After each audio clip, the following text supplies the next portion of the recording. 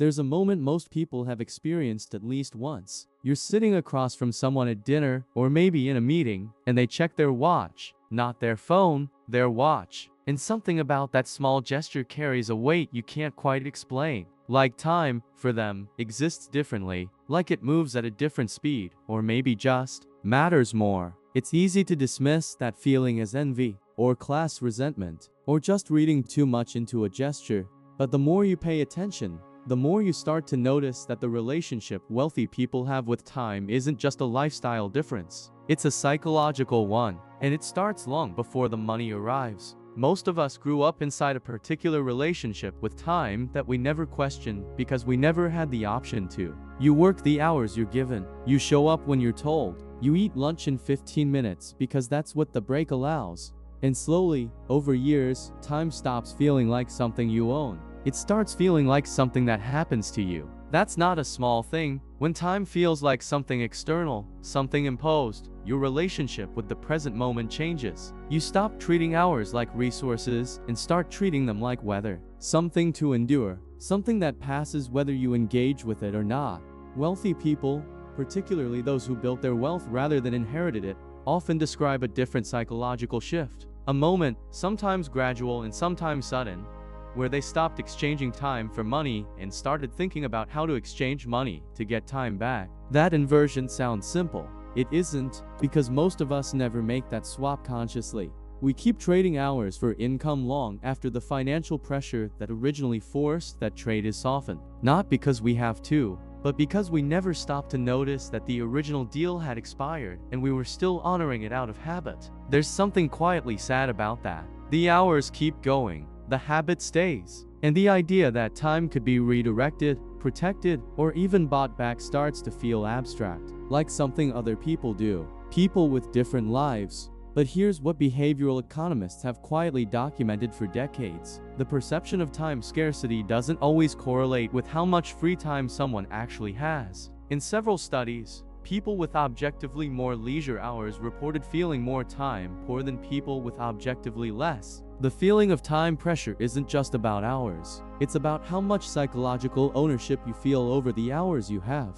And that gap between hours owned and hours felt might be one of the most important and least discussed differences between economic classes. Not income, not assets, not investment portfolios, but the quiet, daily experience of feeling like your time belongs to you. Maybe that's where it actually starts. There's a concept in psychology called temporal discounting. It describes the way humans naturally value things that are immediate more than things that are distant. A reward today feels more real than a reward next year. A cost tomorrow feels easier to ignore than a cost right now. And while this is a universal human tendency, the degree to which people discount the future varies enormously depending on their financial circumstances. When money is tight, the future becomes psychologically harder to access. Not because people stop caring about it, but because survival pressure pulls attention into the present with a kind of gravitational force that's almost impossible to resist. You can't think clearly about next decade when you're anxious about next Tuesday. The brain isn't designed to hold long-term planning and immediate scarcity pressure at the same time with equal clarity. This is something researchers at Princeton documented in a study that quietly unsettled a lot of assumptions about poverty and decision-making. They found that financial scarcity consumes cognitive bandwidth, not metaphorically, literally. The mental load of managing financial pressure reduces the cognitive resources available for everything else, including long-term thinking, patience, and the ability to delay gratification, which means the advice most financial culture loves to give: think long-term, invest in your future, delay gratification, stop spending emotionally, is advice that becomes genuinely harder to follow the more financially pressured someone is. The psychological conditions that make long-term thinking natural are themselves partly a product of financial stability. It's a quiet circularity that almost nobody in mainstream finance talks about honestly. Wealthy people aren't better at valuing the future because they have stronger character. Many of them have simply operated long enough without immediate scarcity that long-term thinking became psychologically available to them in a way it isn't when every month feels like a negotiation. And time is central to all of this. Because the ability to think long-term is, at its core, the ability to treat future time as real, to feel that the hours and years ahead of you are genuinely yours.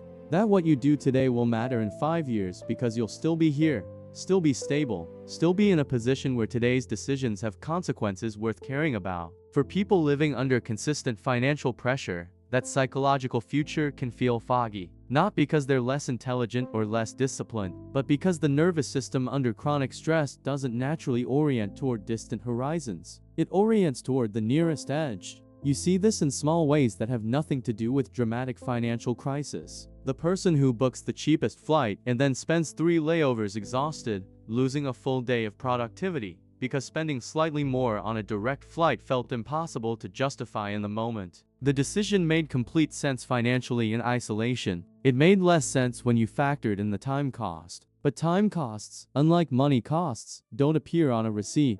They don't show up as a number, so they get discounted. Wealthy people, almost universally, describe learning to make the opposite calculation, to pay for the direct flight, to hire someone for the task that would take them 8 hours, to spend money in order to protect attention, not because they don't value money, but because at some point they internalized, sometimes consciously and sometimes not, that time lost to inefficiency doesn't come back, and money, under the right conditions, can be regenerated. Hours cannot. That's the shift. And it sounds obvious when you say it out loud, but most people never make it. Not because they can't see the logic, but because the emotional weight of spending money, the guilt, the anxiety, the feeling of irresponsibility, overrides the cognitive awareness that the trade might actually be worth it. The psychology of spending money to save time requires a level of financial emotional security that most people haven't had long enough to fully internalize. And that's not a personal failure. It's just an honest description of how financial history shapes financial psychology. There's a certain kind of exhaustion that's hard to describe to someone who hasn't felt it. It isn't the tiredness that comes from physical work, or even from a particularly difficult week. It's the exhaustion that accumulates when almost every hour of your day belongs to someone else. When you wake up, and the first thought isn't what you want to do, but what you're required to do. When the weekend arrives and instead of feeling like space, it feels like a compressed window to recover just enough to repeat the cycle. Most people live inside that exhaustion so consistently that it stops feeling like exhaustion and starts feeling like personality. Like this is just who they are. A tired person. A busy person, someone who never quite has enough time. And the strange part is that busyness, in modern culture, has become a kind of social currency.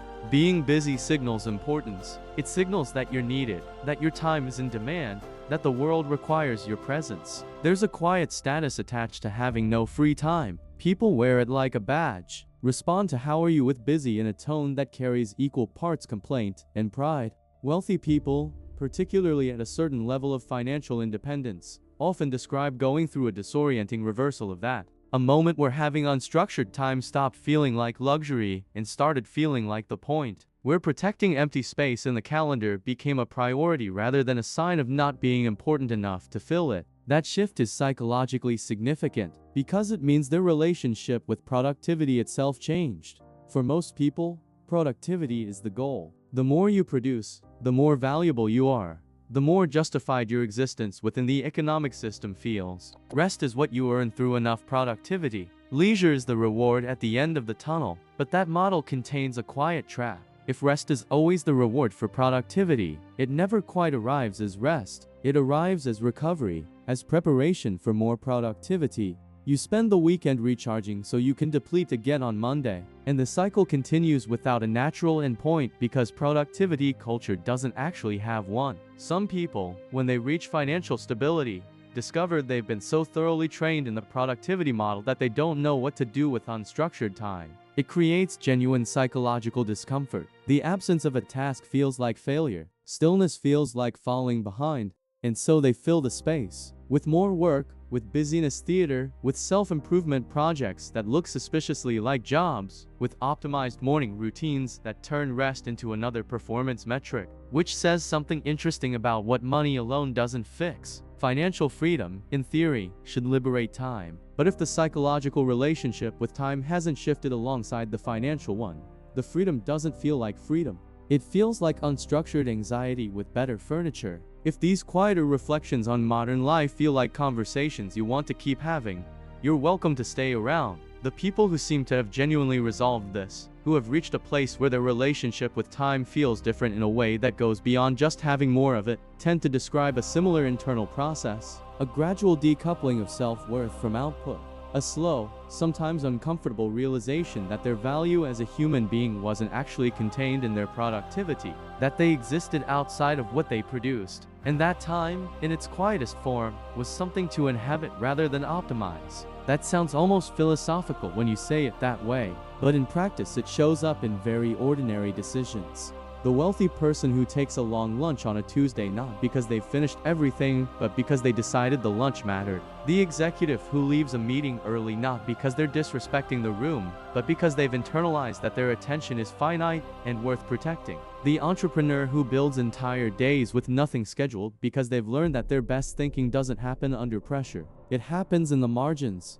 These aren't personality quirks. They're the behavioral expressions of a genuinely different psychological relationship with time. One where time isn't something to fill, it's something to inhabit. And that difference, quiet as it is, shapes almost every decision a person makes across an entire life. There's a question underneath all of this that most people never quite ask directly, not because it's too difficult, but because it's a little uncomfortable. If wealthy people have a genuinely different psychological relationship with time, when exactly does that shift happen? Is it before the money? Does the mindset create the financial reality? Or does financial stability create the conditions for the mindset to emerge? And does it even matter which comes first? Honestly, probably both, and probably neither in a clean, sequential way that makes for a satisfying answer. What seems closer to the truth, based on everything behavioral psychology has quietly documented about this, is that the relationship between money and time is less like a ladder and more like a feedback loop. Small shifts in how you perceive your time create small changes in how you protect it. Protecting time creates space for clearer thinking. Clearer thinking improves decisions. Better decisions, over long enough periods, tend to improve financial outcomes, which then creates more psychological permission to value time, which reinforces the original shift. The loop is real, but it's also fragile, and it requires something most financial advice never mentions. It requires a willingness to feel uncomfortable spending money on time before the financial results have arrived to justify it emotionally. It requires trusting the logic of the trade before you have evidence that the trade works, and that's genuinely hard, not because people are irrational, but because the emotional weight of financial anxiety makes forward trust feel irresponsible. So most people wait. They wait until they feel financially stable enough to start protecting time, until they feel successful enough to justify the direct flight,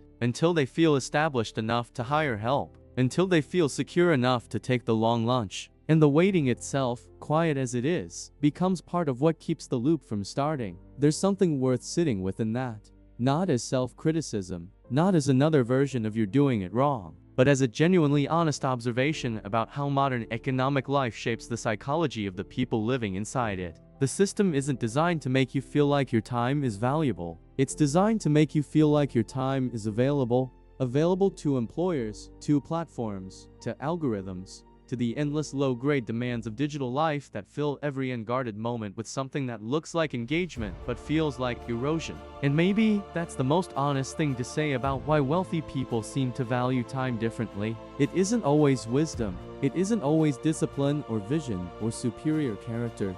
Sometimes it's simply that they've spent enough time outside the most suffocating versions of that system to remember, or discover for the first time, that time is actually theirs. That feeling of time belonging to you is rarer than it sounds. Most people catch glimpses of it on holidays, on slow Sunday mornings, on the occasional afternoon when nothing is scheduled and the world briefly stops making demands. And in those moments something quietly shifts.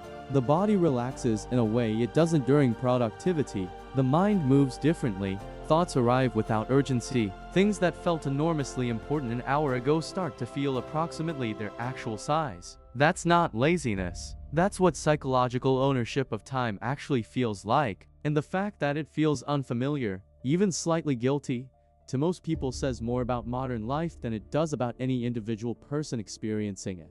You don't have to be wealthy to start noticing which hours feel like yours and which ones don't. You don't need a different income to begin. Slowly and imperfectly, treating your attention as something worth protecting. The gap between how wealthy people and everyone else relates to time isn't only financial. A significant part of it is perceptual, and perception, unlike a bank balance, can shift without waiting for external conditions to change first. Maybe that's where it starts for most people, not with a strategy, not with a system, but with a quiet moment of noticing that time has been passing and most of it hasn't felt like yours. And then, without any dramatic resolution, just deciding to pay slightly more attention to that feeling, to take it a little more seriously than the week before. Maybe awareness changes something. Not everything, but something, and sometimes, that's exactly enough to begin.